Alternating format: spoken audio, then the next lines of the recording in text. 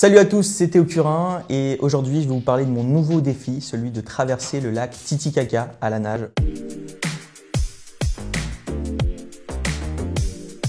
Je m'appelle Théo Curin, j'ai 20 ans et je suis trompettiste. C'est faux, je suis nageur paralympique. Quand j'avais 6 ans, je suis tombé malade suite à une méningite bactérienne, ce qui a provoqué l'amputation de mes 4 membres. Et maintenant, je me lance le défi de traverser le lac Titicaca à la nage. Pour ça, j'ai demandé à Malia Metella et Mathieu Whitwood de m'accompagner parce que le lac Titicaca, c'est quand même 122 km de traversée à 3800 mètres d'altitude dans une eau à 10 degrés. Enfin bref, le bonheur quoi. Bonjour, je suis Malia Metella, ancienne nageuse, vice-championne olympique, vice-championne du monde et 5 fois championne d'Europe de natation. Bonjour, je m'appelle Mathieu Whitwood et je suis éco-aventurier. Tous les trois, on va traverser le lac navigable le plus haut du monde, qui se situe entre le Pérou et la Bolivie. Je voulais pas faire un simple défi sportif, c'est pour ça qu'on a rajouté le côté aventure et survie. Survie pourquoi? Parce qu'on va devoir se débrouiller pendant la totalité de la traversée. On va être en totale autonomie, on va devoir tracter un radeau à la nage la journée, on va devoir dormir dans le radeau la nuit. Donc voilà, c'est de faire équipe et d'aller au bout, tous les trois. Franchement, je sais pas trop. J'ai surtout envie et la détermination de vouloir accompagner Théo sur ce défi. Ça me fait sortir de ma zone de confort. Je me lance dans cette folle aventure pour l'appel de l'aventure collective qu'on va vivre avec Théo et Malia et pour pouvoir le partager à la fois avec eux, mais à la fois avec vous. Je me suis lancé le défi Titicaca tout simplement parce que j'avais envie de faire quelque chose de différent, de sortir un petit peu du paralympisme où ça devenait compliqué en termes de classification avec les handicaps.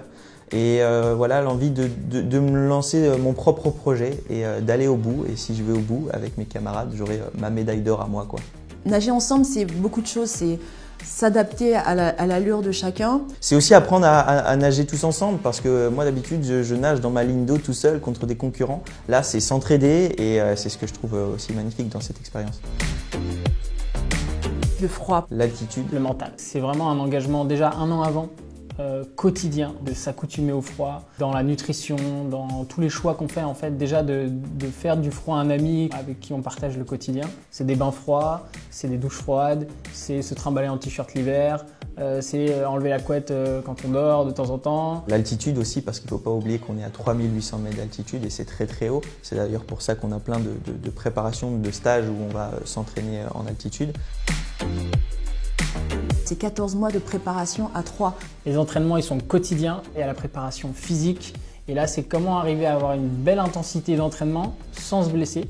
Après 11 ans d'arrêt, la reprise s'est fait tout doucement. Et depuis, je suis plutôt satisfaite de cette reprise qui se passe très très bien. On passe par des moments compliqués, il faut le dire. C'est intéressant parce que vaut mieux rencontrer des difficultés maintenant, s'y préparer, s'y entraîner pour pouvoir être le plus performant le jour de la traversée. Derrière un message, c'est plutôt une invitation, l'invitation de découvrir ses limites tout en respectant celles de la planète. Notre génération, on est très conscient des empreintes environnementales que chacun peut avoir au quotidien. On sait qu'il y en a sur le projet. Et là, on travaille en fait avec des experts pour mesurer en fait et optimiser tous ces choix qu'on peut faire dans le choix des matériaux du radeau. Au maximum, il faut que ce soit du réutilisé, du recyclé et derrière aussi déjà intégrer la réflexion sur la fin de vie. Il y a aussi le soutien d'associations locales pour savoir comment est-ce qu'on pourrait aider et laisser un héritage localement. J'ai beaucoup de chance d'être avec deux légendes de la natation française et je suis très heureux d'en faire partie. Enfin, pas des légendes, hein, mais juste du projet.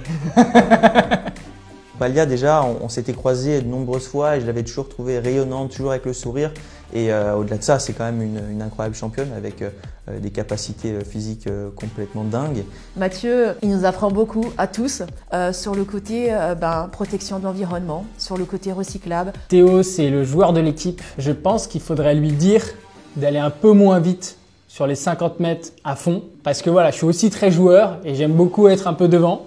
Et parfois, j'arrive pas. Il faut savoir que moi, quand je fais une culbute et un virage en fait et une coulée ensuite, en fait, je ressors, on va dire à 1 mètre du mur parce que je peux pas pousser sur le mur.